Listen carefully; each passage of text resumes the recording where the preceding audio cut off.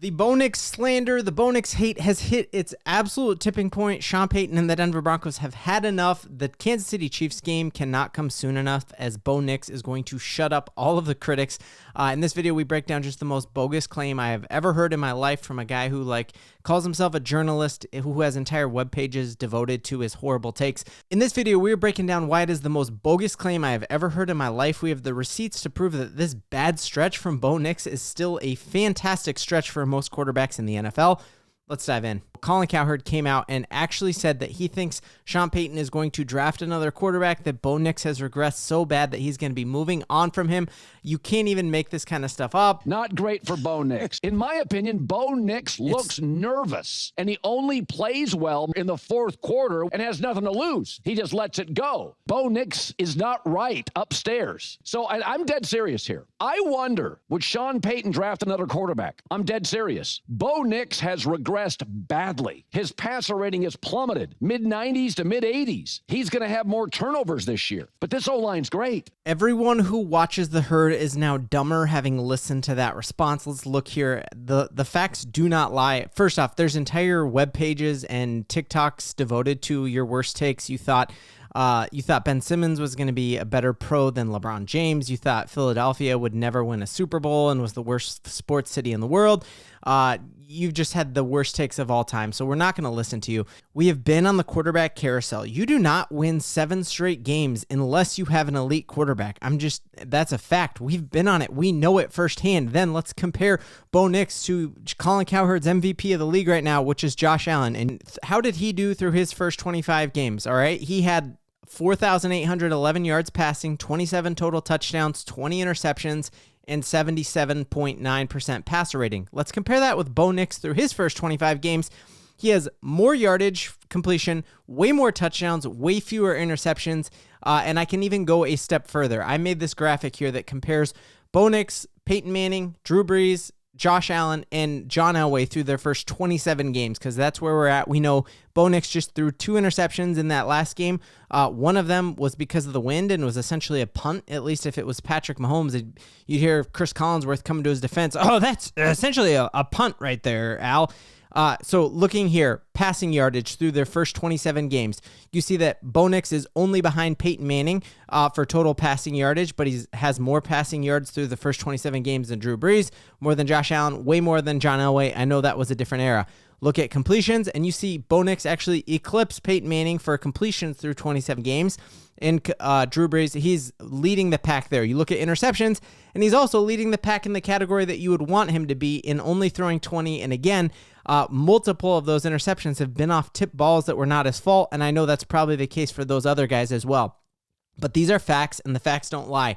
Now, you go total touchdowns, and he blows it out of the water here. When you go passing and running touchdowns, he eclipses your favorite quarterback's favorite quarterback. He is blowing 54 touchdowns in 27 games as a rookie, and I don't need to remind you, he's doing all of that with the biggest dead cap hit in NFL history, and we never have to talk about that again after next year. But who is he doing this with? This isn't we're not even throwing Caleb Williams on here, who's just we heard how Caleb Williams was dropped in the best situation that a rookie quarterback has ever been in, with tons of weapons all around him. First round draft picks, we don't have a single first round draft pick weapon out there with Bo Nix. He is doing all of this with the biggest dead cap in NFL history, and he is outshining them. Now, I know you're going to look at this 4-game sample, and Bo Nix did not look fantastic. I'm not saying I thought he played great against the Raiders or great against the Texans, but take a look at this 4-game stretch in Sean Payton and Drew Brees' second year. Bo Nix's second game stretch here still was not as bad as this Drew Brees second game stretch, where he had a game where he had 4 interceptions and no touchdowns, 2 interceptions and no touchdowns, 2 interceptions and no touchdowns, and you look here at his passer rating. Bo Nix, even in this 4-game sample, which might not be great, and truly it's only a 2-game sample, we're coming off our memory is so short. We're coming off a Dallas Cowboys game that he just lit up the scoreboard and dropped 44 points and ended up getting benched because we had blown that out so much that we put Stidham in. We're coming off a 33-point fourth quarter. Bo Nix has not had a stretch that has looked as bad as Drew Brees' 4-game stretch here. We're not trading Bo Nix. We're not moving on from Bo Nix. Sean Payton called Diana Rossini this summer and said, I love my cue. J.K. Dobbins came out in English and Spanish and said, Bo Nix is especial. Bo Nix is especial. Talanoa Hufanga wore his t-shirt to press conferences. The entire no-fly zone was in attendance for that fourth quarter comeback against the Giants, and they all say the same thing. Bo Nix is going to be a top 5 quarterback. I like Bo, but if you say, give me a young quarterback right now, there's not too many guys you're going to take over Bo. You're going to take Trevor Lawrence, he's doing the same thing. C.J. Stroud, he does the same thing. Everything that you just said Bo do, Mahomes do the same. He's 8-2. He's not going to be perfect. He got the best fourth quarter numbers any quarterback right now. I like to look at the dubs. Looks extraordinary to me. Okay? I couldn't agree more. James Palmer. Now, there's a journalist you can actually respect who comes out and says Bo Nix has something special. Yes, there might be stretches that aren't pretty, and I will caveat that with this stretch that wasn't pretty, this 2-game stretch against one of the best defenses in the league, a short week, and then a division rival, still is not as ugly as a 4-game stretch that Drew Brees had in his second year with Sean Payton. Sean Payton's offense is wildly complex. Like, we've seen Chase Daniels show a Sean Payton playbook, and it is bigger than the entire printed out Wikipedia, essentially. And he's competitive. He's got moxie. He does not stand down. He does not get rattled. He is laughing on the sidelines when the Broncos are down in the fourth quarter because he's got ice water running through his veins.